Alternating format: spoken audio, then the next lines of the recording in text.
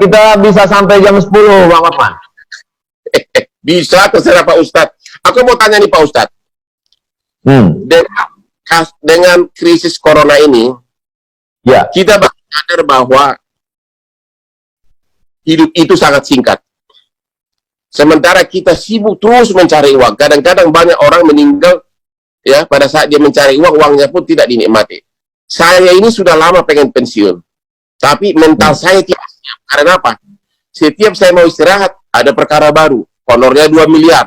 Ada perkara ini, honornya 3 miliar. Akhirnya nggak jadi pensiun.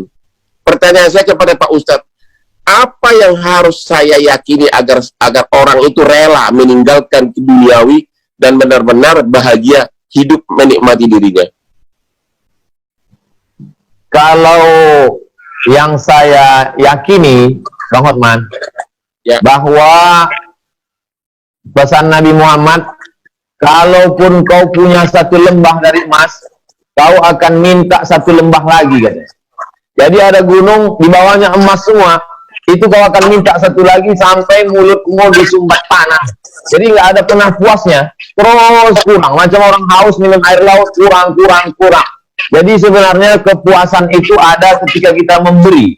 Katanya ada buku The Miracle of Giving. Jadi ketika dia memberi, dan saya lihat itu ada pada Bang Hotman, ketika Bang memberi beras, memberi sembako, saya kira Abang sudah menikmati itu. Jadi ketika memberi itu diperbanyak, orang akan menemukan kebahagiaan. Kebahagiaan yang tidak semu. Karena ada kebahagiaan ketika kita dapat, dia kemudian kering. Tapi ketika orang menemukan kebahagiaan yang tidak semu itu, itulah kebahagiaan yang sesungguhnya. Tapi dia rasa. Tidak semua orang bisa menceritakan apa yang dia rasakan. Dan apa yang Abang rasakan pun belum tentu bisa Abang bahasakan. Karena bahasa terlalu miskin untuk menceritakan tentang rasa. Nah, saya jadi kritis pula jadinya depan Bang Hotman. Tapi Bang Hotman sudah punya semuanya. Lalu kemudian apakah Bang Hotman bahagia? Gimana jawabannya? Belum bahagia. Karena itu tadi, mau pensiun ragu-ragu. Mau pensiun ragu-ragu. Begitu mulai kerja lagi, pusing lagi pemikiran. Ikut lagi terjun kepada masalah. Sehingga never ending story. Itulah yang saya tanya.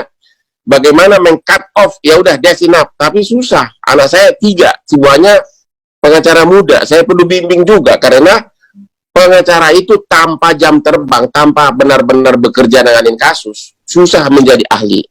Orang boleh bergelar profesor doktor, tapi belum tentu bisa bikin surat kuasa, belum tentu bikin surat gugatan. The only way adalah dengan jam terbang yang tinggi. Itulah yang saya nggak bisa tinggalin. Tapi bahagianya ya semu. Abang pernah merasa sulit dalam hidup? Apa yang paling tersulit saat menjalani hidup? Saya kebetulan dari kecil bukan dari keluarga miskin, termasuk orang yang berada untuk ukuran kecamatan. Saya tidak pernah susah hidupnya dari segi keuangan. Saya bersepuluh bersaudara, 6 orang sarjana murni orang tua yang sekolahkan ke Unpar Parahyangan. Yang tersulit saya alami adalah ya hampir pernah mau bunuh diri waktu saya dari kantor pengacara internasional Andan Buyung oleh Profesor Subekti waktu itu yang menulis KUH Perdata. Saya diminta masuk ke Bank Indonesia, pindah ke Bank Indonesia. Gubernur Bank Indonesia yang sekarang adalah satu angkatan sama saya. Tapi pada saat itu saya melihat saya tidak punya masa depan di sana. Nggak bisa kaya Pak di sana. Itu antara lain yang saya lihat waktu itu. Kedua, saya sarjana hukum, disuruh belajar hitung dagang, disuruh belajar neraca. Memang namanya bank kan. Disitulah saya menjadi pesimis. Karena terus-terusan stres hari demi hari, akhirnya hampir waktu itu minum baygon. Tapi saat saya mau minum baygon, tiba-tiba saya mendengar tukang beca di depan rumah yang sedang bermain gaplek bisa ketawa-ketawa. Di situ saya sadar, tukang beca bisa ketawa-ketawa, sedangkan saya pegawai Bank Indonesia sarjana hukum tidak mau bunuh diri. Sejak itulah tekad bahwa I have to do it. Saya harus pilih pekerjaan yang saya suka, and I will do it the maximum way, dan berhasil. Di tengah keberhasilan abang melewati masa-masa sulit segala macam, apa yang belum tercapai? Yang belum sebenarnya, pertama, saya tidak pernah tertarik jadi pegawai negeri, tidak pernah tertarik jadi DPR, tidak pernah tertarik jadi menteri. Jadi sebenarnya saya sudah hampir tercapai semuanya. Sekarang yang belum tercapai adalah bagaimana 3 anak saya jadi pengacara benar-benar berkualitas. Yang kedua, agar saya bisa pindah ke Bali dengan tenang, bisa tiap jalan pagi melihat berbagai pemandangan, wanita cantik sambil olahraga, ya kayak begitulah, mau hidup tenang di Bali. Hanya itu tujuan saya terakhir. Tidak mau jadi pejabat dan tidak tertarik. Mau menikmati hidup. Benar, menikmati akhir hidup. Hidup tidak bisa ditambah, Bang Hotman, tapi kita bisa membuat hidup lebih berkualitas. Ya. Keyakinan saya mengatakan hidup sudah ditetapkan Tuhan, sehingga ketika dia datang kita tidak perlu takut dan kecewa, karena kematian itu pasti datang. Ketakutan tidak memperlambat kematian, keberanian tidak mempercepat kematian. Tapi kita bisa membuat sisa hidup ini berkualitas. Mudah-mudahan sisa hidup Bang Hotman dan kita semua berkualitas, baik, bermanfaat buat orang banyak. Di antara 2 orang ini, Opung Binahar Hutapea dan Rusmina Tio Binur Simanjuntak, siapa yang paling berpengaruh dalam hidup abang? Wah, data saya dapat benar ya, sampai nama bapak saya tahu ya. Oke. Yang paling berpengaruh adalah dua-duanya IQ tinggi, saya tahu itu. Tapi yang paling berpengaruh dalam hidup saya adalah ibu saya. Ibu saya itu, waktu saya kecil, kami 10 orang bersaudara, dia bisa beli ikan mujahir 1 ember tiap minggu ke pasar. Ikan mujahir itu disup tiap hari dan dikasih ke anaknya, dan selalu dengan pesan agar kau pintar di sekolah. Dia percaya, walaupun dia orang kampung, dia percaya bahwa makanan turut membantu IQ. Dia bisa sogok saya agar makan daun pepaya, makan telur. Jadi benar-benar ibu saya adalah yang paling berkesan dalam hidup saya. Cuma pada saat ada satu hal yang paling saya sesalkan, yaitu sesudah saya sukses, saya sering keluar negeri ditemani oleh ibu saya untuk check up ke rumah sakit.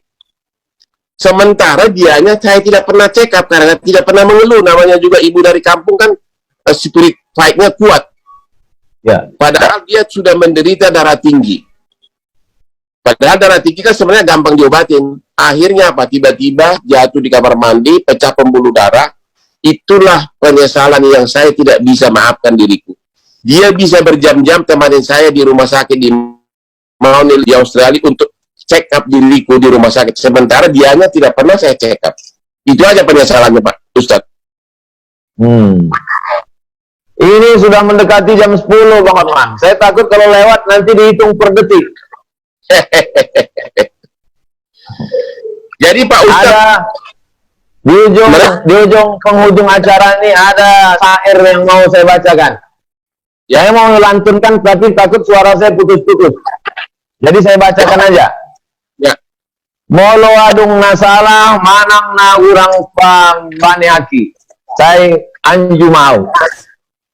Mana tahu selama acara ini ada kata-kata tidak berkenan, cara menjawabnya tidak hormat, tidak sopan. Mudah-mudahan kita tidak tersinggung dan tidak merusak perasaan. Jawaban saya sama dengan bahasa Batak lagi. Dang adong nasalah. Dang adong nasalah, dak pola perlu anjun, karena tidak ada yang salah, tidak ada yang perlu dimaafkan gitu loh. Itu artinya itu. Ada yang mau Bang Hotman klarifikasi, karena banyak sekali thumbnail yang ingin abang klarifikasi pada momen ini. Silakan. Ya, sebenarnya sih banyak titipan pesan kepada saya menanyakan inilah, tapi karena saya lihat berbau terkait dengan agama, saya tidak mau membahasnya di sini. Mungkin ada banyak pesan ke saya. Tolong tanyakan kepada Ustadz atas ucapan-ucapannya masa lalu yang seolah-olah menyindir agama lain. Tapi kan Pak Ustadz tadi udah jawab. Ya itu aja klarifikasi. Ya. Saya ucapkan banyak terima kasih kepada Bang Hotman. Salam untuk Ibu Agustian Marbun. Ya, salam, dengar kok. Sukses selalu. Mudah-mudahan kita bisa ketemu di lain kesempatan. Kalau datang ke Pekanbaru, jangan lupa kontak-kontak. Ketemu insya Allah. Terima kasih Pak Ustadz, sobat. Terima kasih. Sampai ketemu. Ya. Nanti saya datang ke Pekanbaru akan saya cari langsung Pak Sobat. Ya. Amin. Oke, saya Terima kasih banyak.